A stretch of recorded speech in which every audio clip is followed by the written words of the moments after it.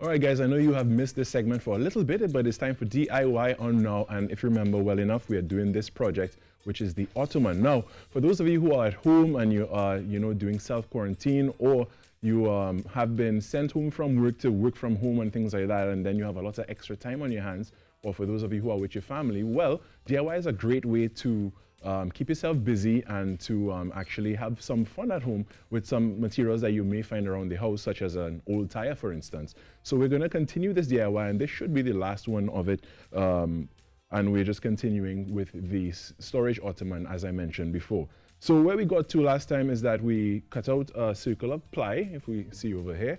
And what we did 2 layers of sponge. So one I actually stapled down to the ply. The other one here I cut out, which I'm going to double layer so that the seat would be a little more comfortable. And the point we're at right now is that we're going to cover this over with material to have a nice finished look. I have the tire on the floor over here that was previously covered with upholstery, and we're going to get into it now. So let me just put this aside for now, because the next step would be batting. So with the batting, I do have a little bit of an odd shape here, so I will have to cut as needed and probably do 2 layers on this, but which is fine. But you don't need to waste any material. So what you will need once more, it's your staple gun. I have extra staples here if necessary, and I have a pair of scissors to cut off any excess that I don't need. So what you really want to do right now is place the piece upside down. The reason for that is so that you can actually staple it on the underside, which you won't see visibly when you are making your piece. So you just need to ensure that your sponge is lined up properly, as I'm doing here, and we are just going to center it a little better to ensure that we have enough excess on the side so that we could staple that down there properly. All right, so as I said, we're working upside down. And with that being said, we are going to start the stapling process. So what I usually do is I use the cardinal points first, just so I have anchorage on each side properly. And I'm using my staple gun here, applying force and pulling some tension on the batting. All right, and again, you can get this batting at your local upholstery store. And so I have one on my, which would be my east-west, and now I'm getting one on south. Again, as I said, I'm using the cardinal points first, which will give me a great guide for where I have to fasten this to the piece. That's 2. I'm going to go north now. And as I said, we have some excess here, so I'll just cut it off as is necessary. Again, ensure that you pull some tension so that your piece behaves. And then on this side here, which also has quite a bit of excess, I'm going to pull again and then get that staple in there to give me my first level of fastening. So now that I know that this is secure, I'm going to go around the entire thing now, pulling each side here, pulling tension and just getting it down.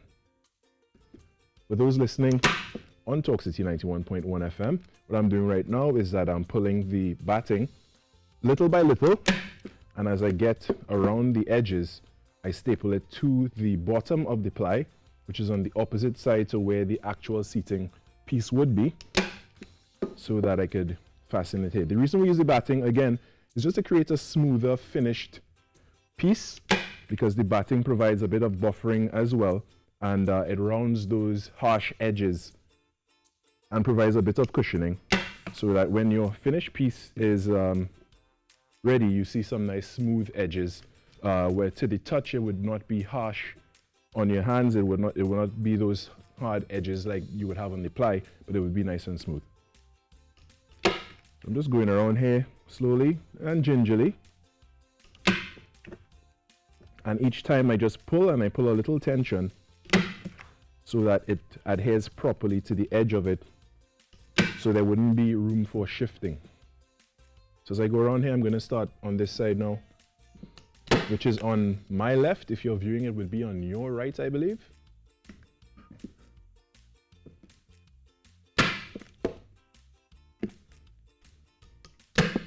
So as I speed up here a little bit, what I'm doing is just getting this entire thing covered with the batting, so I could then use my upholstery after. And for my upholstery, for those listening on radio, it's a nice dark gray. Let's call it a November sky shade of gray.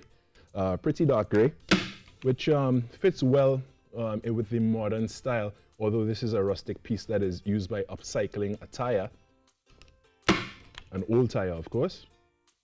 And what we're doing with that, you can make seating with it. If you have a bigger tire as well, you could also use a different top where you use a solid surface so that you can actually make that into a coffee table. So you could choose to make it low profile if you'd like, where the seating is low as well as the table is low, and you could sit around the table with your friends or your family. And with that, you could have a nice set if you want to make like 4 of these and make a table in the middle. You know, it's something that you could use time and time again. And again, it's low cost, but it is a little labor intensive, as you would have seen over the past few weeks when we were making this piece. All right, so we're almost done here. And once I'm finished stapling this, what I need to do is cut off the excess. Then it will be time to use my fabric. Just a few more staples. 1, 2, and 3. So my batting is done. And what I'm going to do now, I'm taking my handy dandy scissors, go around, just cutting off the excess. Still leave a little space, maybe about 1 inch or so. All right. Scissors are a little bit dull. That's what you get for buying $9 scissors at a convenience store.